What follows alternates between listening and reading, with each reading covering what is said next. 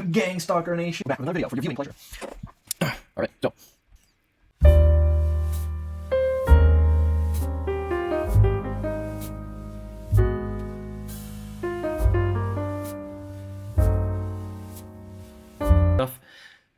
And I have a special announcement to make at the end of this video. So stay tuned for that. Cool. The upgrades I've been working on so far for Cavern have been the box matrix, which is super exciting. I've been wanting to add this upgrade forever. It kind of like balloons the game out of proportion in terms of like how much stuff you're sort of spawning at one time. So, but the box matrix lets you box select objects to swap with the hot swap. The normal hot swap lets you just hold shift and then click on an object and you can scroll to change it, but it's faster than using the menu. And the box matrix just expands that to be, you know, anything that you can swap within a box selection. If you can swap walls, for example, you can swap them into bullets or enemies that spawn bullets. And if you can swap those bullets that the enemy spawns into more enemies, then you can spawn more enemies and it just gets completely out. But it's kind of cool. I don't know. If the player starts lagging the game, it's their own fault. I'll fix it.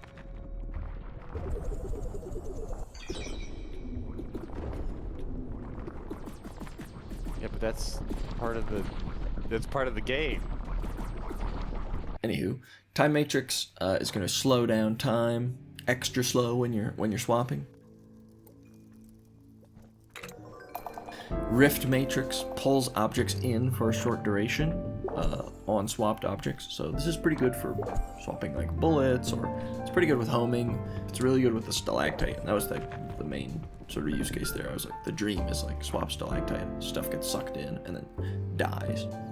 I added a whole suite of junk artifacts, so these are essentially there for when you can't find a key, or if you accidentally destroy a chest, there's a chance you'll get like a sort of crappy upgrade, so you're not sort of, you know, completely left out on the upgrades. And they include the bug, the junk, and the grease. They all do various things, but it's move speed, cooldown, and health. And then if you get all three junk upgrades, you can get a garbage bag upgrade, which is all of their effects combined. I've also added the disguise upgrade. This is enemies have a 50% chance not to notice you. This is pretty cool because it adds some of the stealth mechanics I want in the game. There'll be other items that sort of synergize with this stealth angle, but the suspicious vial is just flat cooldown, and grog is health and flat invulnerability increase. Had to add Brewski. So in terms of objects being new and added to the game, we've got a new ladder model. I mean, this might be literally the first model that I made for the game, for the Game Jam version. So it is now objects. I've got this concept sheet here that I made, and it's got some tracing paper so I can mark off what I've done. It's kind of helpful to see it all in one thing, but yeah, I'm working on the brimstone area, so the next area of the game, I'm adding all those objects. One of those objects is the anvil. It's a pretty good object. It has a bunch of effects. If you go and interact with it, it can upgrade objects. A key turns into a bone key. A bone key turns into a master key. It also deals 5 damage when it's equipped or picked up, so it also gives the pickup or equipper or equippee bonus physical damage. If you can tank the 5 damage one time, you can get a huge physical damage boost. Good synergy with shield, good synergy with physical damage. So I mentioned the wood key. This is just a fake gold key, and the goal here is to introduce players to some of the mechanics earlier. So the wooden key is cool because it has a chance to like lock pick chests, so it can be good early if you're not seeing a lot of keys. You can also upgrade it at the anvil into gold keys. You'll eventually be able to swap gold keys, so this is kind of leading the player into that conclusion, like, oh, eventually I can have keys, like what does that give me, right? 2 other things that I wanted to show off early are the mini antidote and the charge module. Instead of the antidote, which clears all status effects, the mini antidote only clears 1 negative status effect, and the charge module, instead of just giving you a shield, it gives you a status that has to load up, and then you get a shield. So it isn't like pure invincibility just yet. The dirt bomb, which spawns rocks, pretty cool. We've got a spear, which is a long-ranged weapon, which deals additional damage to targets with armor. We've got the poison dart, which has been in the game, but I've changed it, and this is what I was talking about with the disguise upgrade. The poison dart deals extra damage to enemies who are unaware of your presence. So this could be enemies across the map if you're swapping into the dart to kill them, or it could be enemies that you sneak up on with that disguise artifact. Discoverable interaction, that's quite cool. We've got the mirror, which redirects bullets along its sort of facing axis. So if you shoot it, it'll change your bullet into pure agnostic alliance, so it can hurt you, but it will bounce it off. So this is a cool sort of shield. It's a cool object just to like bounce things around the level. If you can spawn these, you can pick the way they face, and if you equip them, they have a special effect as well. We've got the furnace. The furnace lets you destroy items. There's no real purpose to this, but it does spawn a burn area, and this is also something that happens on trigger as well. So if you have an upgrade that does really well with applying a lot of status effects, this is a big AoE guaranteed status effect on trigger, which is kind of crazy with some of the fire upgrades. So the projector gives you energy damage while you're in it, any object actually, so even equipped objects or pickup objects. So it often has like stacking effects with the robot, for example. So not only do you as the robot get that +1 energy, but your bullet also gets that +1 energy. You know, if you can swap these, you can make a sort of projector field and stay within it to deal the most damage. The lamp is an energy damage weapon, and it's also triggerable, and when you trigger it, it'll deal damage to enemies in a sort of small area on tick. The master key I talked about earlier, this is going to be it's sort of the power crept version of the normal golden key and the bone key. This is a good weapon because when it deals damage, it sort of swivels which damage type it does, so physical, energy, fire, water, magic, etc. Additionally, this opens all or most lock types.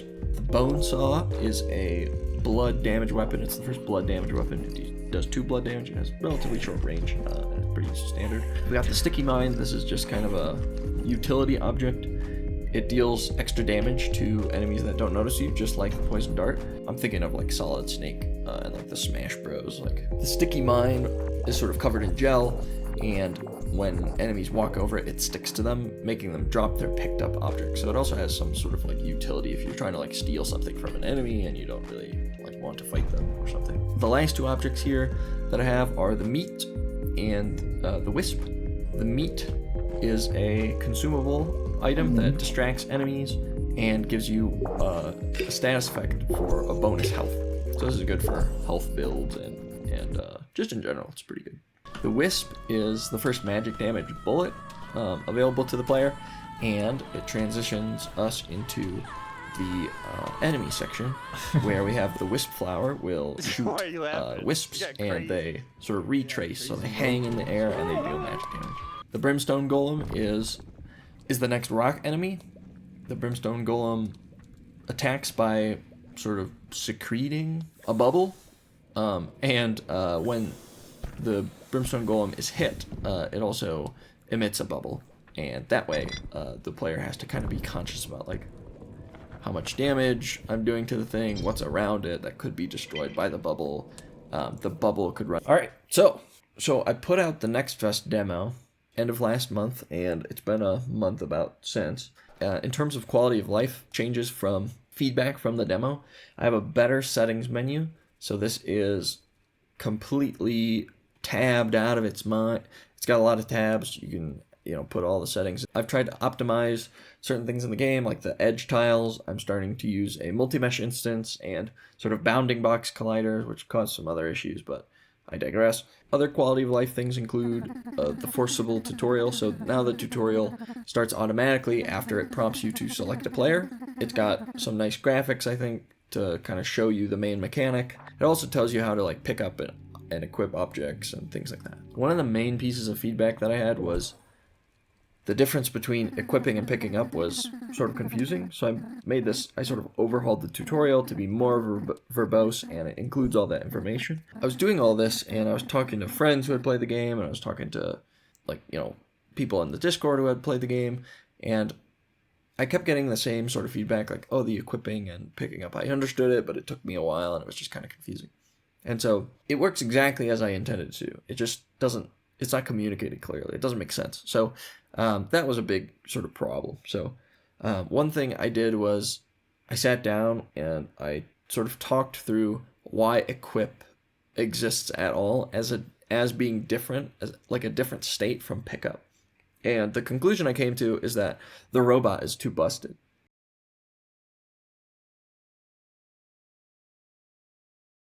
Beautiful. So originally, here's Kite. He's got a pickup slot and an equip slot. The idea was that the equip slot would be something you attack with, so like a sword. It could be a key, it could be a pot, it could be a torch, the shovel, etc. It had different effects when you attack. Okay, this is the robot. The robot has the pickup slot and the equip slot. The idea would be such that, you know, if I had spikes equipped or something, the robot would duplicate them or generate them with the special gun. But it kind of starts to break down because Shannon I didn't give an equip. Shannon doesn't have any special effects. Shannon is entirely focused on swapping, so it's just a pickup. And Mina, on top of all that, had one pickup because I was trying to keep it simple. And then it would equip the pickup object to the arrow. So while Kite couldn't attack with the key early, Mina could pick up the key and attack with the key early by equipping it to the arrow.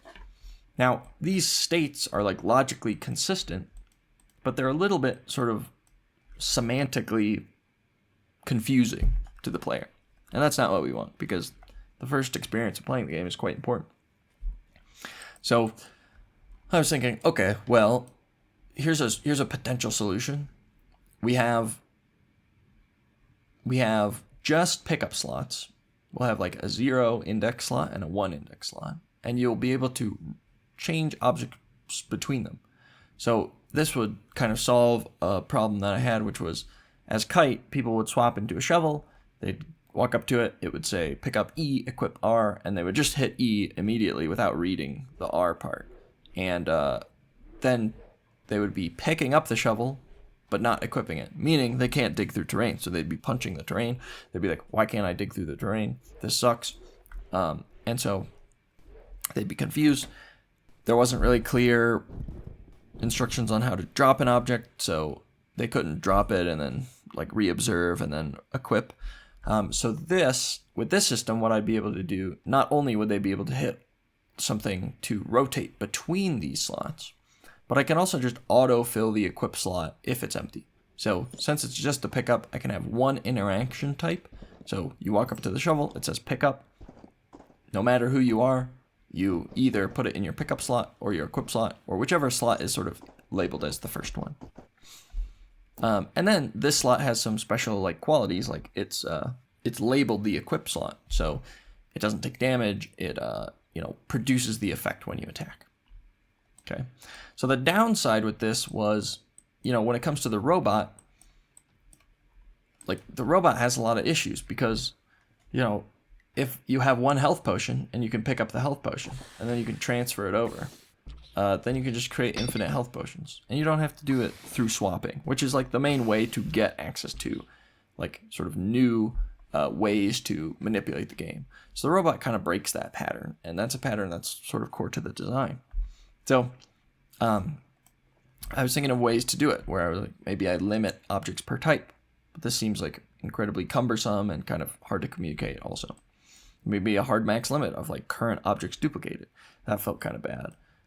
And I was kind of at a loss for like what to do. But what I decided to do was I have certain effects that objects, happen to objects when you use them. So I can just have the potion break when you attack with it because it's fragile. I already have that with the pot, right? There's a chance that the pot breaks because it's a fragile pot. And so it limits like the amount of duplication the player has access to immediately. So that's cool. So that fixes the health potion. With the key, I was like, well, I guess you can just make infinite keys. And that's not really that big of a problem because there just aren't that many use cases for keys that's, that warrants, trying to limit it somehow. So one other thing I did just to kind of help balance the robot is when you create something, it has a short lifespan timer. So I think it's like 10 seconds or something like that. But that should help kind of like encourage the swapping, and yeah, it should help like sort of the flow of the game, and it should help the game sort of not get cluttered with a bunch of like junk that you're spawning. Cool. So essentially what I did was I tried to go through the rules, and originally how like inconsistent they were. Like if it can be equipped, it can definitely be picked up, but if it can be picked up, it doesn't always mean it can be equipped. Objects can be hit and interact while picked up. Objects cannot be hit while equipped. Excuse me. And so now we have only pickup slots. We designate one pickup slot as active. Objects in the active slot gain invulnerability. Dropping auto drops the furthest out slot, so it's first in, first out. So it kind of like stacks up and then empties out from the top. First in, last out, sorry. And then we have E to interact, and R just rotates the pickups. So when you pick up an object, if no active, it goes to active. If active, it goes to the next pickup slot, and R to rotate. Pushing problems. We fix that. And ideally, this is kind of more balanced. The pros of this is we have one less context. It's parented or not, so that's the only. We have a static or not static option. It provides a lot of clarity, simplicity, a better like sort of first user experience. Single button for interact and drop. Simpler uniform logic for all characters. A simpler uniform logic for all objects. And items become outliers in sort of interaction, not the characters. So what else I did? Another thing I did too was just to make Mina more consistent. I gave her an equip slot, which she now fires, and a pickup slot, which she can rotate. So you can kind of like dual wield arrows, which is cool. And the cons is the major con that I was trying to avoid here was there's no more specific equipping. So if I walk up and I'm holding two things, it's always, and I hit E, it's always going to go to my furthest out pickup slot. Just because you generally don't want to trade out your equip until you do, and then it's kind of cumbersome. So it's a little worse usability and it's a little slower, but I actually enabled the old system in the settings. So if you go to control settings, you can enable sort of the R rotate button functions as an equip, a sort of immediate equip as well.